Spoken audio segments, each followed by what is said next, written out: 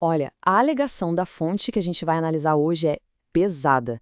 Dizem que ministros do que eles chamam de núcleo podre do STF querem ir para cima do André Mendonça. A acusação é que ele estaria agindo de forma partidária, sabe? Mirando na família do presidente. Para a gente entender de onde vem essa história, vamos mergulhar nos detalhes. E se esse tipo de análise aprofundada faz o seu estilo, já sabe, né? Inscreva-se no nosso canal para não perder nada. E para já deixar claro o tom da coisa, a fonte solta essa frase aí, olha, é a coligação PT-STF atuando. Basicamente é por essa ótica bem crítica que toda a análise que a gente vai ver a seguir é construída. Vamos entender por quê. Beleza, o nosso roteiro para hoje é esse aqui.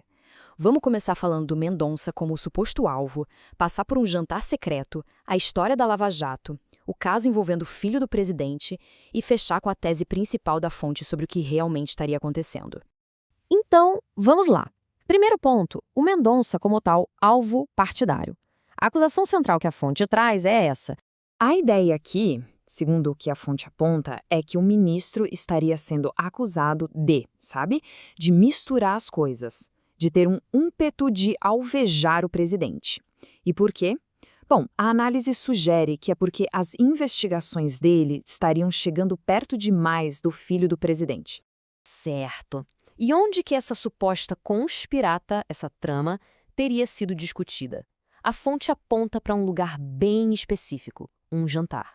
E quem estava nesse jantar, de acordo com a fonte? A gente tem aí 4 ministros do STF mais o presidente do Senado, Rodrigo Pacheco. Os nomes que aparecem são Gilmar Mendes, Dias Toffoli e Alexandre de Moraes. O quarto ministro, não foi identificado, mas a suspeita recai sobre o Flávio Dino. E a fonte vai além, dizendo que esses encontros são frequentes e serviriam para garantir, olha só, que nenhum pedido de impeachment contra eles vá para frente. E o papo nesse jantar, pelo que a fonte relata, era que os auxiliares do Mendonça estariam armando uma perseguição. Mas, e aqui está o pulo do gato, sem apresentar nenhuma evidência concreta. Era uma alegação jogada no ar. Pois é. E essa conversa toda sobre perseguição nos leva para um ponto bem interessante da análise da fonte, o tal do fantasma da Lava Jato. A ideia de que estão usando a operação como um espantalho.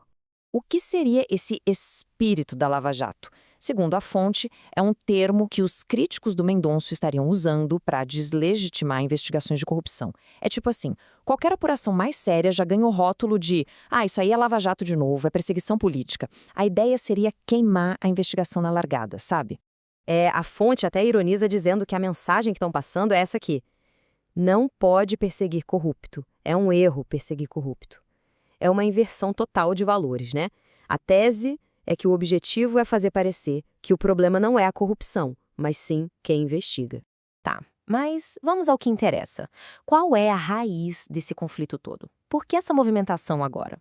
Segundo a fonte, tudo se resume a um caso bem específico, o caso Lulinha.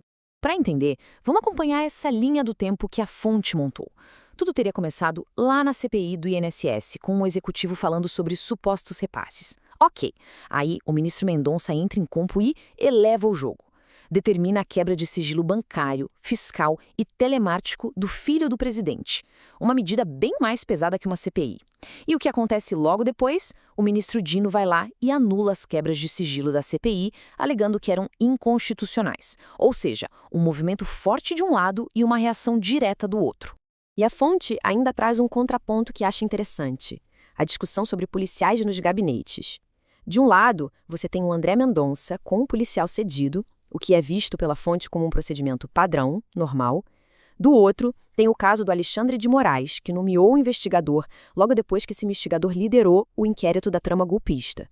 A leitura da fonte é que isso não foi um procedimento padrão, mas sim um prêmio, uma forma de proteção, o que, na visão deles, muda completamente a figura. E com tudo isso na mesa, a gente chega na tese final da fonte. E há uma conclusão, digamos, surpreendente. Eles não veem esses supostos ataques como um sinal de força, mas sim como um sinal de medo. Exatamente. A tese central da fonte é que todos esses ataques, ou planos de ataques, são na verdade um sinal de que os ministros estariam com medo do avanço das investigações. Medo de que a coisa esteja chegando em algum lugar importante. É como diz a citação da própria fonte. O fato deles estarem alvejando ou planejando alvejar o André Mendonça informa a gente que eles estão com medo. Quer dizer, o ataque seria a maior prova de que o trabalho está incomodando. E, no fim das contas, a conclusão da fonte é até otimista. Para eles, essa movimentação toda indica que o caso Lulinha e outros inquéritos vão render frutos. Ou seja, esse suposto desespero seria o melhor indicativo de que as investigações estão no caminho certo e podem trazer resultados. Bom, depois de passar por toda essa análise da fonte, a gente fica com uma pergunta no ar, né? Quando as acusações entre os poderes chegam nesse nível, quando se fala em manobras e ataques velados, o que isso sinaliza sobre a saúde institucional de um país? Fica aí a reflexão.